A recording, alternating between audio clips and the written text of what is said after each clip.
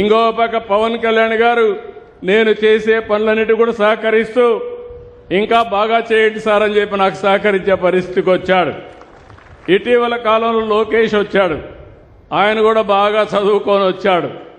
చదువుకున్న తర్వాత ఏదైనా నేను ఒక మాట చెప్తే వాళ్ళ దగ్గరికి వెళ్ళి 5-6 సార్లు వెళ్ళి వాళ్ళని మెప్పించి ఆ పని అయిపోయే వరకు పట్టు వదలని విక్రమార్కుడిగా పనిచేసి సాధించుకొని వస్తున్నాడు. అంటే ఆ కాంబినేషన్లో ప్రధానమంత్రి పవన్ కళ్యాణ్ గారు, లోకేష్, నేను నాయకత్వం ఇచ్చి ఎక్కడికక్కడ చెప్తా ఉంటే ఆలోచనలు చెప్తా ఉంటే దోసుకెళ్లే పరిస్థితికి వచ్చాం.